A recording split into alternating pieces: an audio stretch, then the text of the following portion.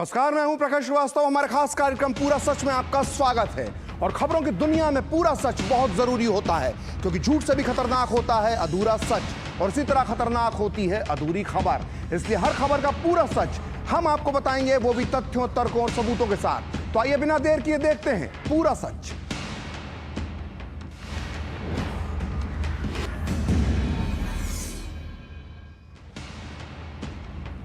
तो क्या आपने कभी भीड़ भाड़ वाली सरकारी बसों में सफर किया है?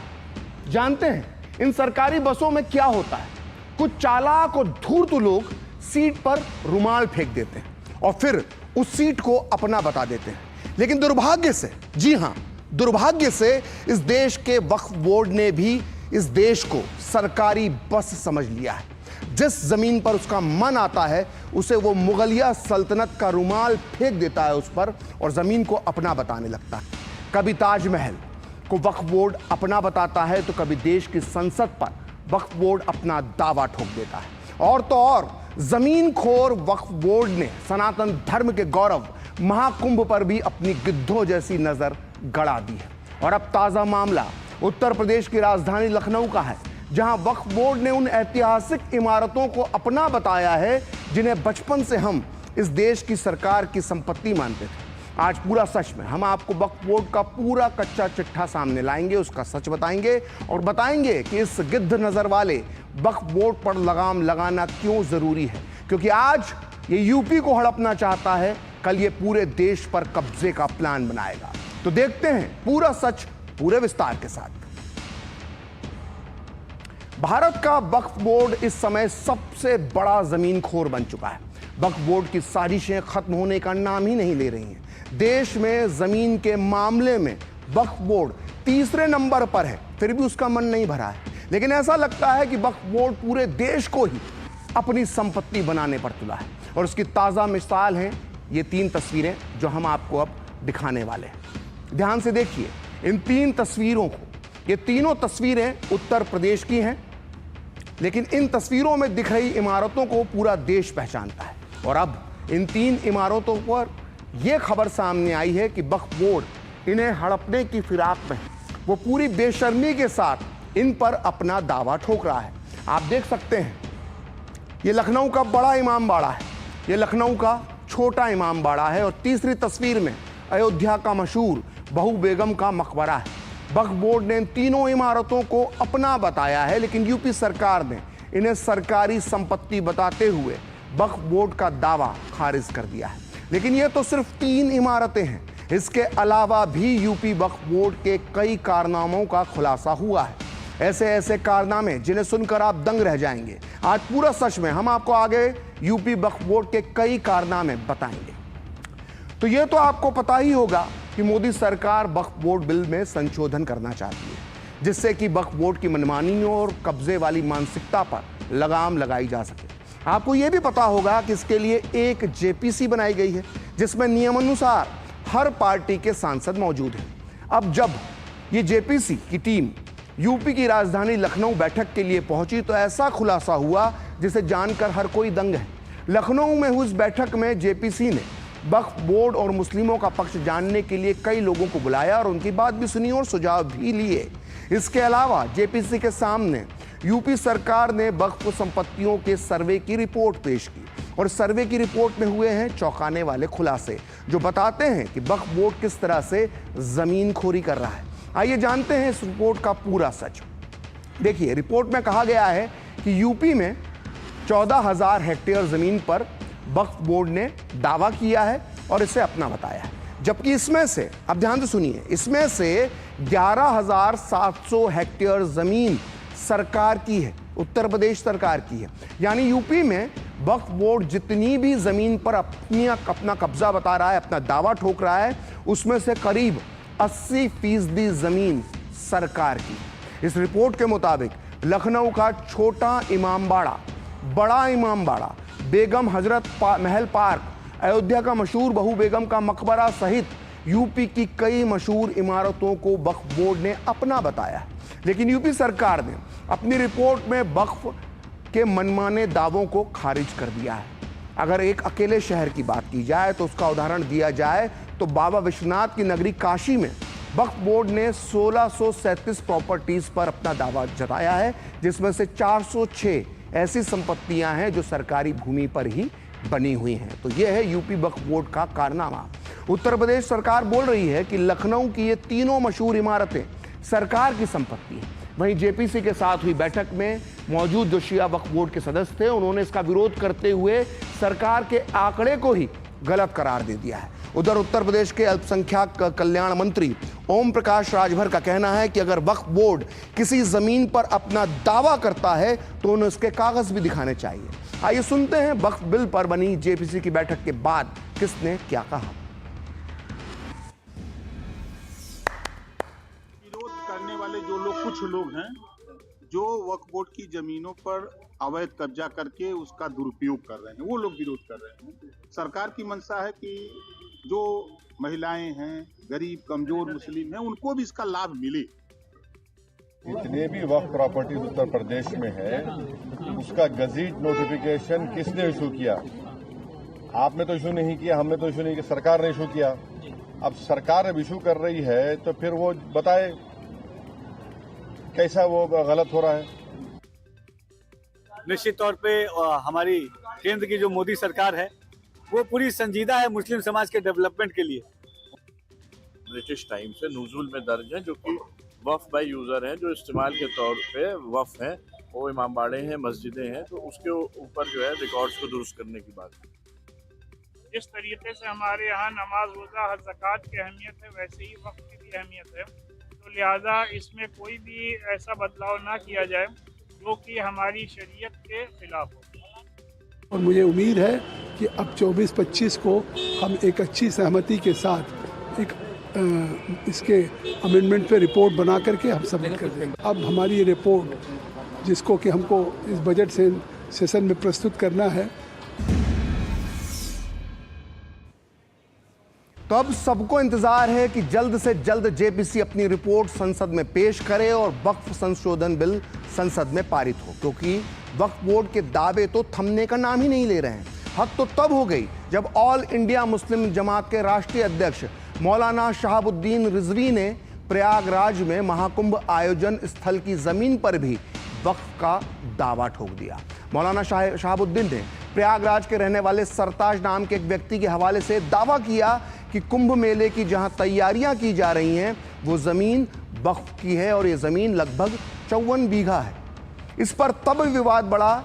जब विवाद बढ़ा तो सीएम योगी आदित्यनाथ ने सख्त रुख अपनाते हुए कहा कि महाकुंभ की जमीन पर दावा करने वाले अपनी खाल बचा लें।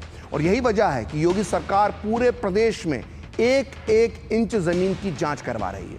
और जैसे जैसे अलग अलग जिलों की रिपोर्ट सामने आ रही है, उनसे जवाब कम मिल रहे हैं, सवाल ज्यादा पैदा हो रहे हैं। सबसे ताजा रिपोर्ट काशी की है, जहां वक्फ बोर्ड की 1637 संपत्तियों में से 406 ऐसी हैं जो सरकारी भूमि पर बनी हैं। कानपुर में 3 महीने में हुए सर्वे में कुल 1670 संपत्तियों की पहचान की गई है और सर्वे में सामने आया है कि वक्फ बोर्ड की संपत्तियां जो बताई गई हैं उनमें से 548 सरकार की जमीन पर है। इन सरकारी जमीनों पर मस्जिद और कब्रिस्तान बने हैं। कौशाम्बी जिले की बात करें तो यहां सर्वे के दौरान ऐसी 413 जमीनों का पता चला है जिन पर वक्फ बोर्ड का कब्जा है और इन जमीनों के ज्यादातर हिस्सों में ईदगाह, कब्रिस्तान, दरगाह और करबला बना हुआ है। लेकिन राजस्व रिकॉर्ड में, लैंड रेवेन्यू रिकॉर्ड में ये जमीन ग्राम समाज की यानी सरकारी जमीन पाई गई है। बाराबंकी जिले में 108 हेक्टेयर सरकारी जमीन पर वक्फ का कब्जा मिला है। वहीं संत कबीर नगर जिले की बात करें तो यहां वक्फ बोर्ड के अवैध कब्जे में कुल 203 संपत्तियां पाई गई हैं जो या तो ग्राम समाज की हैं या फिर सरकारी जमीन पर बनी हैं। वहीं बरेली में वक्फ की करीब 3171 संपत्तियां हैं और इनमें से 100 संपत्तियां जांच के घेरे में आ गई हैं। तो ये तो कुछ चंद मिसालें हैं और जैसे जैसे सर्वे का काम आगे बढ़ेगा वक्फ के दावों का पूरा सच परत दर परत लोगों के सामने आ जाएगा। इसी वजह से हाल ही में मुख्यमंत्री योगी आदित्यनाथ ने कहा था कि वक्फ के नाम पर जमीन कब्जा करने वालों के खिलाफ कार्रवाई होगी और एक एक इंच जमीन वापस ली जाएगी। आप भी सुनिए योगी आदित्यनाथ ने क्या कहा था, फिर हम आपको बताएंगे वक्फ के दावों का क्या है पूरा सच। जहां तक आपने वक्फ की बात की है, जी, मैं तो कभी कभी आश्चर्य होता है, ये वक्फ बोर्ड है या कोई माफियाओं का बोर्ड है, भू माफियाओं का बोर्ड बन गया। अरे याद रखना, एक एक इंच लैंड लेंगे, एक एक। हमने उत्तर प्रदेश वक्फ अधिनियम में संशोधन किया है और जिसको भी वक्फ के नाम पे कब्जा किया होगा उस एक एक इंच लैंड को लेकर के वापस करेंगे और गरीबों के मकान बनाएंगे, सार्वजनिक संस्थाएं, अस्पताल बनाएंगे, अच्छे शिक्षण संस्थान बनाएंगे। तो आपको यह पूरा सच जानकर हैरानी होगी कि मार्च 2014 में लोकसभा चुनाव से ठीक पहले तत्कालीन कांग्रेस सरकार ने, मनमोहन सिंह की सरकार ने देश की राजधानी दिल्ली में 123, जी हां 123 प्रमुख संपत्तियों को दिल्ली वक्फ बोर्ड को गिफ्ट में दे दिया था। इतना ही नहीं, 2022 में एक आरटीआई से पता चला कि दिल्ली के तत्कालीन मुख्यमंत्री केजरीवाल की सरकार ने 2015 में सत्ता में आने के बाद से दिल्ली वक्फ बोर्ड को 101 करोड़ रुपए से ज्यादा का सार्वजनिक धन दिया है। लेकिन पहले से इतनी दौलत होने के बाद भी देश भर के वक्फ बोर्ड आए दिन नई नई संपत्तियों पर दावा ठोकते रहते हैं। यहां तक कि वक्फ बोर्ड की नजर ताजमहल पर भी थी। वक्फ बोर्ड ने साल 2005 में ताजमहल को वक्फ संपत्ति घोषित कर दिया था, जिसे एएसआई ने सुप्रीम कोर्ट में चुनौती दी। 2018 में सुनवाई करते हुए सुप्रीम कोर्ट ने टिप्पणी की थी कि ये कौन विश्वास करेगा, ये कौन भरोसा करेगा कि ताजमहल वक्फ की संपत्ति है। वक्फ बोर्ड शाहजहां के दस्तखत वाला हलफनामा या वक्फनामा भी पेश नहीं कर पाया था। कुछ समय पहले ही मध्य प्रदेश हाईकोर्ट ने बुरहानपुर की 3 ऐतिहासिक इमारतों को वक्फ बोर्ड का मानने से इनकार कर दिया था। इतना ही नहीं, देश के 120 स्मारकों पर, ऐतिहासिक स्मारकों पर वक्फ बोर्ड और भारतीय पुरातत्व सर्वेक्षण यानी एएसआई के बीच विवाद चल रहा है। सितंबर 2022 में तमिलनाडु से एक चौंकाने वाला मामला सामने आया था। यहां वक्फ बोर्ड ने हिंदुओं के सैकड़ों साल पुराने प्राचीन मंदिर पर दावा ठोक दिया था। इतना ही नहीं, पूरे गांव को वक्फ संपत्ति भी घोषित कर दिया गया। इसी तरह केरल की व्यावसायिक राजधानी कोच्चि के मुन्मम उपनगर में मछुआरों का एक पूरा गांव है चेराई, जिसे वक्फ संपत्ति घोषित कर दिया गया था और गांव के 610 परिवार पलायन के डर में आज भी जी रहे हैं। गांव के लोग कानूनी विवाद में फंसने के कारण 2022 से ही ना तो अपनी जमीन पर लोन ले सकते हैं, ऋण ले सकते हैं, ना ही से वो बेच सकते हैं। वहीं वक्फ बोर्ड ने हैदराबाद के 5 स्टार मैरियट होटल को अपनी संपत्ति बता दिया था और इसी तरह से जौनपुर, वाराणसी, मथुरा, लखनऊ, बेंगलुरु, बेट द्वारका, उडुपी, अयोध्या, डूंगरपुर, बेल्लूर, एर्नाकुलम, जालंधर, रानीपेट समेत देश भर के ना जाने कितने इलाके हैं जहां पर वक्फ बोर्ड दावा भी ठोकता है और उस पर जमीनों के कब्जे के आरोप भी हैं। अब आप असम के धुबरी से पूर्व सांसद और all India United democratic front के अध्यक्ष, जाने माने बड़े मुस्लिम नेता बदरुद्दीन अजमल को सुनिए, जिन्होंने ये दावा किया है कि संसद भवन भी वक्फ की जमीन पर बना है। लोग रिसर्च करेंगे, मिलेगा। वक्फ की प्रॉपर्टी का लिस्ट आज पूरी दुनिया में आ चुका है। उस पार्लियामेंट है, वो खुद भी पूरा का पूरा इलाका, वसंत विहार का पूरा इलाका, एयरपोर्ट तक, यहाँ तक के बहुत से लोग कहते हैं कि एयरपोर्ट भी यही वक्फ की प्रॉपर्टी के ऊपर बनाया गया। आप लोग जाइए, इंटरनेट में तलाश करिए। हमारे पास कल एक साहब ने लिस्ट दिया है, वो जो पूरे इंडिया का वो किया है, उसके अंदर वो रिपोर्ट होगा। तो सुना आपने बदरुद्दीन अजमल किस तरह से दावे कर रहे हैं। वहीं इन दिनों हिंदुओं को यह सलाह दी जाती है कि वो हर मस्जिद में मंदिर की तलाश ना करें। यह सलाह सही हो सकती है, लेकिन वक्फ बोर्ड के सामने तो ऐसी मनमानी जो चलाता है वक्फ बोर्ड, ऐसी कोई सलाह उनके लिए काम ही नहीं करती है। वो तो हर समय 400-500 साल पुराने किसी रुक्के को लेकर किसी भी जमीन पर दावा ठोकने निकल पड़ते हैं। ये सवाल मैंने पिछले दिनों देश के कानून मंत्री अर्जुन राम मेघवाल के सामने रखा था। आइए सुनते हैं मेरे सवाल पर मंत्री जी ने क्या कहा था। अगर हम वक्फ बोर्ड की बात करें, वक्फ बोर्ड बिल में जो संशोधन इस बार सरकार लेकर आई, लेकिन ऐसा सबको लग रहा है कि ये वो फिर वापस उसे ठंडे बस्ते में डाल दिया गया है। वो जेपीसी बना दी गई है, अब रिपोर्ट आएगी, क्या होगा, सिर्फ कहने के लिए वो राजनीति के तौर पर वो आया वक्फ बोर्ड बिल, लेकिन वो संशोधन अब उस पर क्या होगा, कैसे होगा, उसको लेकर क्लियरिटी नहीं है। एक तरफ कहा जाता है कि इसलिए महत्वपूर्ण है क्योंकि अभी हमने देखा कि कुंभ की जमीन पर भी दावा ठोक दिया गया। हमसे कई हिंदू संगठनों से कहा जाता है कि भाई हर जगह पे आप मंदिर न ढूंढे, ठीक है, बहुत अच्छी बात है, लेकिन ये वक्फ का इस्तेमाल करके 400 साल पुराने किसी रुक्के को निकाल कर किसी की भी जमीन को खुद का बता देना और उसको लेकर सरकार ऐसा लगे कि उतनी एक्टिव नजर नहीं आ रही है इसको संशोधन करने के लिए जिस तरह का होना चाहिए, तो कहीं ना कहीं संशय तो होता है। पहले तो प्रखर जी मैं बताऊं कि वक्फ बोर्ड का अमेंडमेंट बिल लेकर के आई कौन? मोदी जी की सरकार ही आई। संविधान के तहत जेपीसी बन सकती है, जेपीसी बनी, जेपीसी की मीटिंगें हो रही है, फील्ड विजिट भी हुई है और इस पे कार्रवाई तेजी से आगे बढ़ रही है। किसी तरह से इसमें आप ये समझ रहे हो ना कि भाई धीमी गति से चलना, ऐसा कुछ नहीं है जी। ये जब वक्फ बोर्ड का बिल इंट्रोडक्शन पे आया तभी हमारी भावनाएं सरकार की, हमारे जो अल्पसंख्यक मामलों के मंत्री किरण रिजिजू जी ने प्रकट की थी, वही भावना है। और ये आपने ठीक कहा कि तमिलनाडु में एक गांव था, रातों रात एक बोर्ड लग गया कि पूरा गांव ही वक्फ की संपत्ति है। तो ऐसे थोड़ी हो सकता है जी इस देश में। और वक्फ की संपत्ति पे कलेक्टर को भी अधिकार नहीं, कलेक्टर भी नहीं जा, रेलवे की जमीन पे कलेक्टर जा सकता है, वक्फ बोर्ड की जमीन पे कलेक्टर जा नहीं सकता। कभी कभी ये हमारे विरोध करने वाले कहते हैं कि पार्लियामेंट को ऐसा संशोधन करने का अधिकार नहीं है, तो इससे पहले संशोधन कैसे हुए? पार्लियामेंट में ही हुए, वक्फ में। इसलिए आप कोई शंका करने की जरूरत नहीं है, बहुत जल्दी इसके सकारात्मक परिणाम आपको पार्लियामेंट में देखने को मिलेंगे। तो जिस वक्फ संपत्ति को लेकर इतने विवाद हैं, उनका प्रबंधन कौन करता है? भारत सरकार ने वक्फ संपत्तियों के प्रबंधन और रखरखाव के लिए सेंट्रल वक्फ काउंसिल और वक्फ बोर्ड की व्यवस्था की है और देश की सभी वक्फ संपत्तियों के रिकॉर्ड को डिजिटल करने का काम Waqf asset management system of India कर रहा है।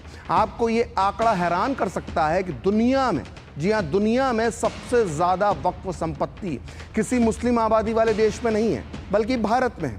आपको ये जानकर हैरानी होगी कि तुर्की, लीबिया, मिस्र, Sudan, Lebanon, Syria, Jordan, Tunisia और इराक जैसे इस्लामिक देशों में भी वक्फ बोर्ड का प्रचलन नहीं है, लेकिन भारत में इसकी व्यवस्था है।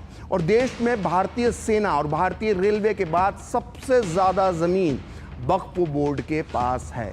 ताज़ा आंकड़ों के मुताबिक वर्तमान में वक्फ बोर्ड के पास देश भर में करीब 9,40,000 एकड़ में फैली करीब 8,72,336 अचल संपत्तियां हैं। वक्फ बोर्ड के पास 16,713 चल संपत्तियां भी हैं।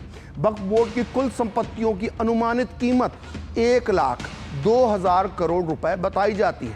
राज्यों की बात करें तो सर्वाधिक वक्फ संपत्तियां उत्तर प्रदेश में हैं।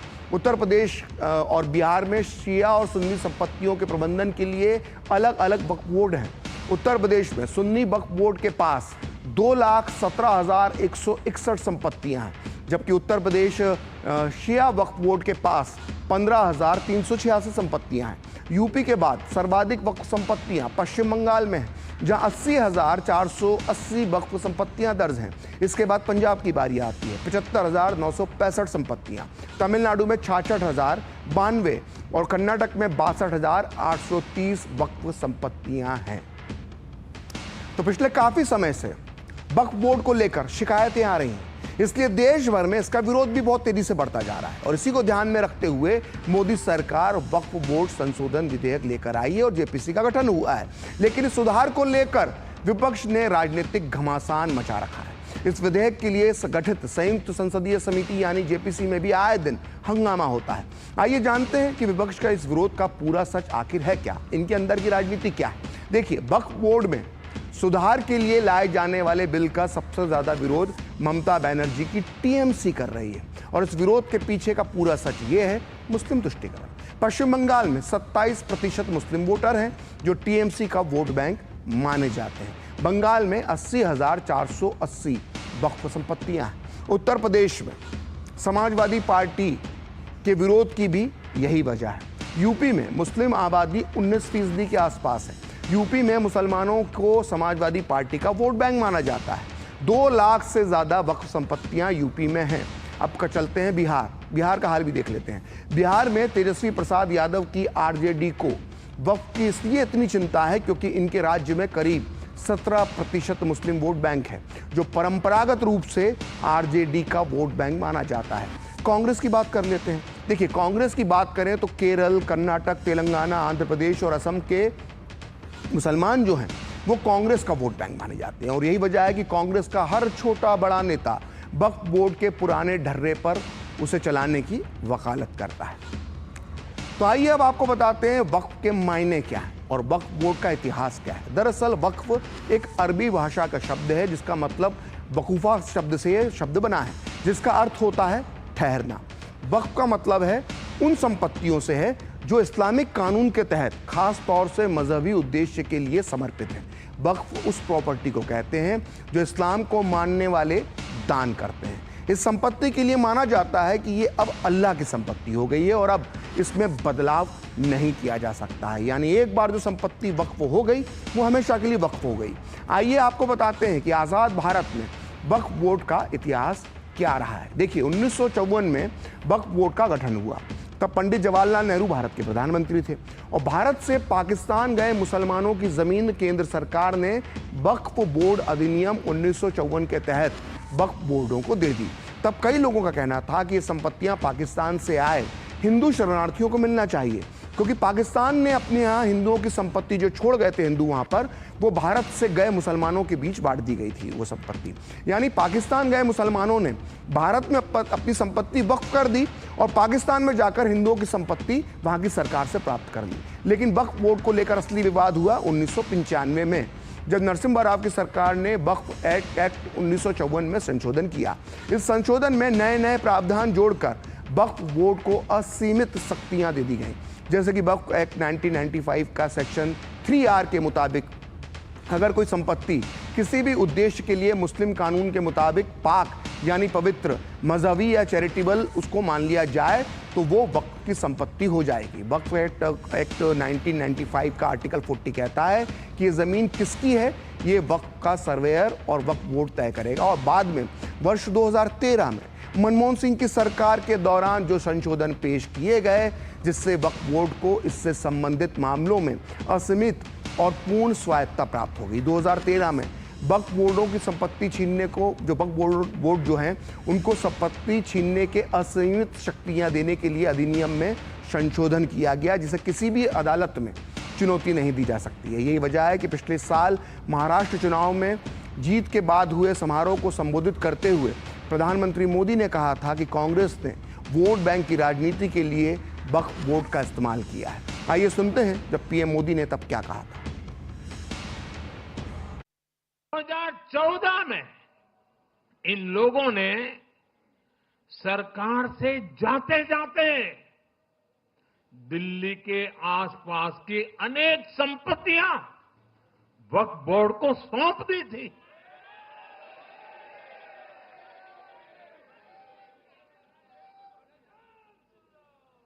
बाबा साहब आम्बेडकर जी ने जो संविधान हमें दिया है ना, जिस संविधान की रक्षा के लिए हम प्रतिबद्ध है, संविधान में वक्फ कानून का कोई स्थान ही नहीं है। लेकिन फिर भी कांग्रेस ने तुष्टीकरण के लिए वक्फ बोर्ड जैसी व्यवस्था पैदा कर दी। ये इसलिए किया गया ताकि कांग्रेस के परिवार का वोट बैंक बढ़ सके। तो पूरा सच में वक्त है ब्रेक का, और ब्रेक के बाद बताएंगे वक्फ संपत्ति के सही इस्तेमाल से कैसे बदल सकती है मुस्लिम समाज की तस्वीर।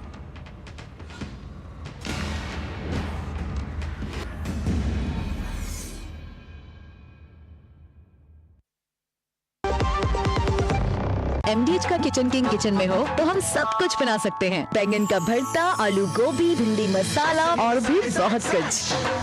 MDH। मेरी पसंद, मेरी पसंद, मेरी पसंद, मेरी पसंद, हमारी पसंद, हम सबकी पसंद। मजबूत देश का मजबूत सरिया होंगे स्टील।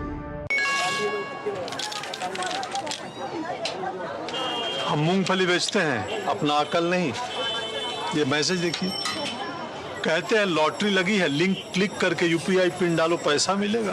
अरे हमको मालूम नहीं है क्या, इधर UPI पिन डाला उधर पैसा। पैसा गायब। मूंगफली वाला हूँ, मूर्ख नहीं हूँ। याद रहे, यूपीआई कहता है अगर कोई लालच दे तो कहो मैं मूर्ख नहीं हूँ। गोल्डी मसाले के 100 ग्राम के स्पेशल पैक्स में फ्रेशनेस लॉक है। ऐसे गोल्डी मसाले जहां जाएं रिश्ते बनाएं।